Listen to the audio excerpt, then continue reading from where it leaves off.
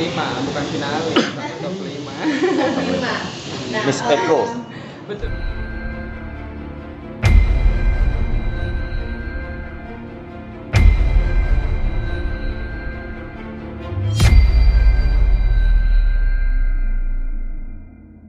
Halo, kehadirannya. Terima Bapak kasih. Ahamid memperkenalkan diri kembali sebagai finalis Putri Indonesia tahun 2015 ya? Putri Indonesia top 5, bukan finalis, tapi top 5. Top 5. Nah, Miss Eko. Betul, misalnya kayak Universe. 2016, Putri Indonesia Intelijensia 2015. Ya. sekaligus Ova ingin memperkenalkan diri dengan bergabung ke Partai Nasdem. Betul. Boleh ditanya teman-teman, mungkin ada yang menanyakan apa harapannya juga mungkin dengan bergabung ke Partai Nasdem. Ya. Sip. Oke. Ya. Tolfa, apa sih yang membuat Tolfa tertarik untuk di dunia politik?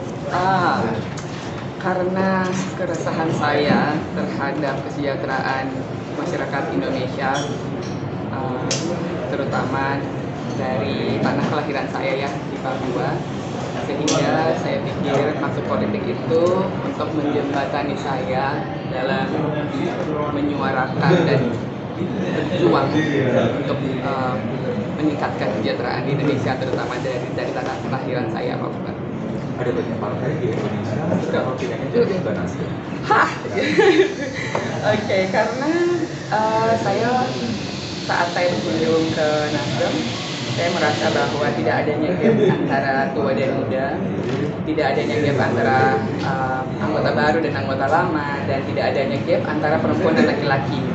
Jadi semua dapat berkolaborasi bersama dalam politik yang riang gembira. Kalau kata Pak Surya Paloh, politik yang sukacita, riang gembira, dan juga karena yang mereka rasa jadi dinilai punya kemampuan, mereka sangat dukung sepenuhnya gitu loh. Dan yang terakhir yang buat saya sangat-sangat berkesan dan akhirnya memilih Nasdem, karena perempuan sangat didukung di Nasdem. Jadi saya merasa Nasdem ini sebagai tempat kayak rumah bagi saya untuk pulang gitu. Kak, tapi kan politik bisa dibilang dunia baru dari Ya. modeling terus ke politik. Emang punya background atau memang sambil belajar sambil jalan? Sambil belajar, sambil jalan.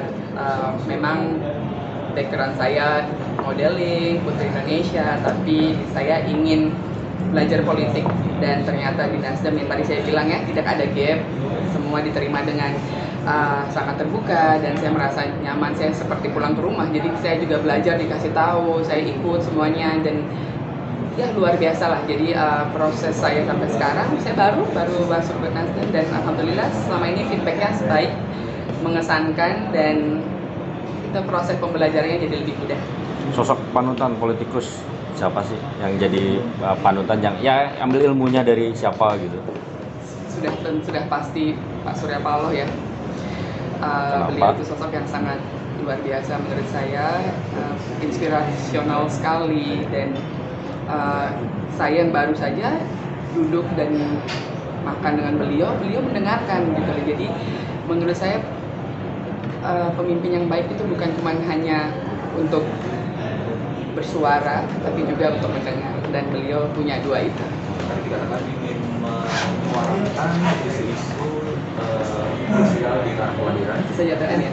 Jadi sebenarnya apa sih yang paling besar dari Papua yang ingin kamu suarakan lewat jalur politik?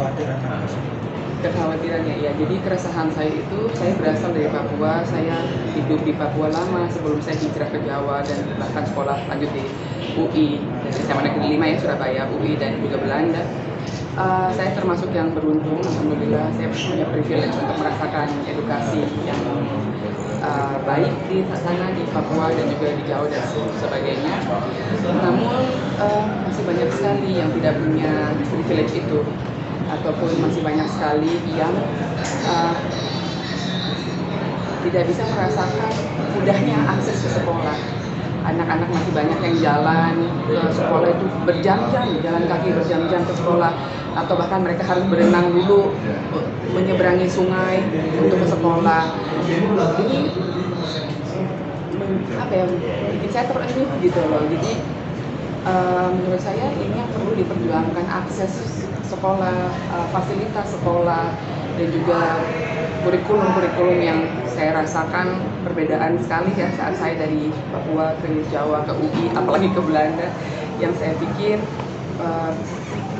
perlu sekali untuk diangkat adalah pendidikannya dan juga kesehatan, karena bagaimanapun juga fasilitas kesehatan di Papua itu kan kurang menunjang ya, aksesnya cukup jauh, bisa sampai minimal 3 jam 6 jam untuk orang ke rumah sakit atau ke fasilitas kesehatan. Menurut saya kurang efektif karena sudah sakit menyeberang dulu pakai perahu nelayan ya, jadi ini kasihan, jaraknya sangat jauh, fasilitasnya tidak ada, dan kesehatan perlu ditunjang sekali karena anak-anak pun tidak akan baik edukasinya. Maksudnya kalau ke sekolah dan keadaan sehat kan juga bagus ya, kalau keadaan kurang sehat kan menurut saya kurang efektif. Jadi dua ini sih yang menurut saya perlu sekali untuk saya perjuangkan supaya adanya keseimbangan, kesetaraan di sana. Setidaknya fasilitas kesehatan mungkin diperbanyak, aksesnya dipermudah, karena tidak semua orang kan seperti orang lainnya mungkin punya walaupun dia tinggal di pulau sebelah tapi dia punya speedboat, mungkin kan tidak semua orang punya ini di sana. Jadi banyak punya perahu nelayan, itu sih ya. Dalam apa menjelaskan itu kesenjangan Karena menurut sosial sekarang kesenjangan di Indonesia ya, secara keseluruhan kesenjangan di Indonesia itu masih ada. Dan saya dari Papua, saya hidup di orang tua saya di sana, dari kakek nenek saya semua di sana, dan sampai sekarang turun temurun kami di sana, memang masih ada. Cuman memang itu tidak bisa, menurut saya tidak bisa langsung untuk terjadi. Memang harus perlahan karena Papua juga sangat luas ya.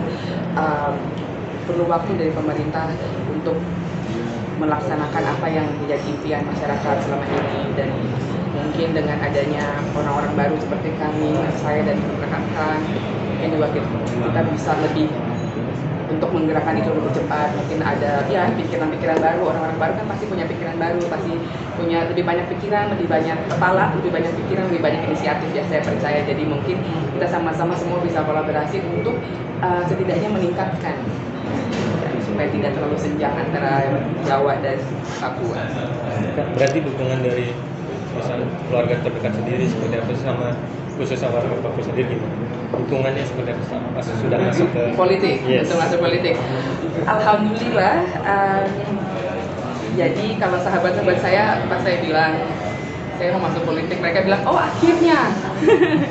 Karena mereka merasa bahwa memang harusnya kamu dari dulu masuk politik gitu. Cuman saya memang ya namanya juga saya sangat percaya sama ketentuan Allah ya. Saya religius dan saya pikir memang sudah dulu mungkin belum ditakdirkan, belum ditulis lah untuk saya masuk ke dalam politik. Mungkin sekarang memang sudah ini loh waktunya Allah. Sekarang lah Allah kamu masuk politik. Jadi memang kenapa belum dari dulu atau kenapa dan kenapa sekarang, karena saya sangat percaya itu. Dan kemudian juga keluarga saya, mereka sangat tahu impian saya, mereka sangat tahu cita-cita saya bagaimana. Jadi ketika saya memutuskan untuk join politik, mereka bilang ya udah Bismillah kita tuh. Allah tahu niat kamu, Mama dan Abah tahu niat kamu, kami sekeluarga inti tahu niat kamu, orang-orang terdekat kamu tahu niat kamu. Bismillah aja, ya udah. Jadi alhamdulillah support luar biasa. Kak, targetnya apa sih Kak? Targetnya apa sih Kak untuk terjun ke politik itu? Karena dengan membawa keresahan ini kan tentunya harus punya titel ya atau jabatan. Atau mungkin bisa jadi anggota ya jabatan.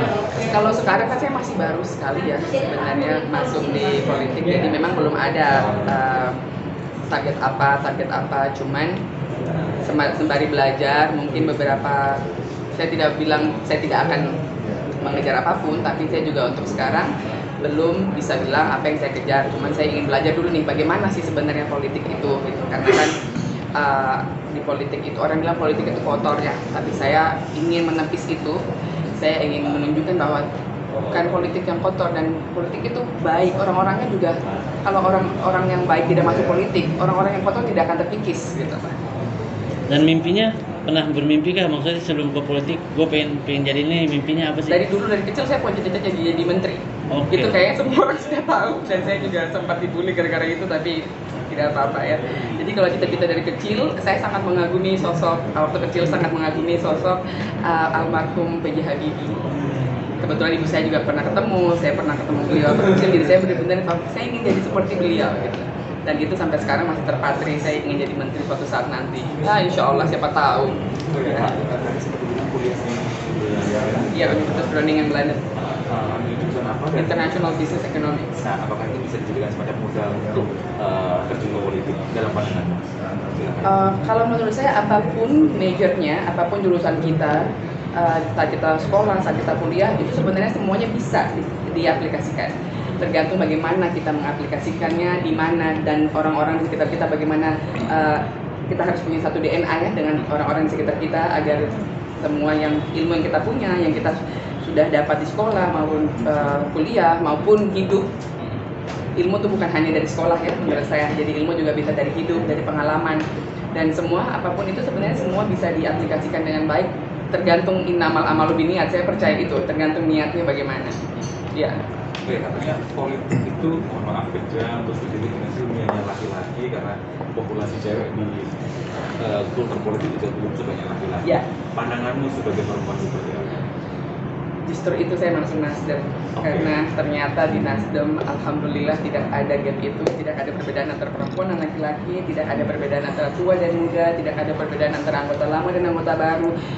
Yang dirasa dan dinilai mempunyai kemampuan, mereka dukung sepenuhnya. Jadi saya rasa Nasdem adalah salah satu partai yang sangat mencerminkan itu ya, bahwa tidak ada gap, dan Nasdem sangat mendorong perempuan. Jadi saya rasa saya sudah tepat sekali masuk di Nasdem, dan alhamdulillah begitulah, jadi jalannya juga dibukakan lah dan mereka didukung ya, jadi tidak ada gap ya. Artinya siap ya bersaing dengan cowok-cowok timur? Oh siap lah, Oke. insya Allah siap, selalu insya Allah. Semangat. Apalagi kan juga di support ya, gitu. Ya.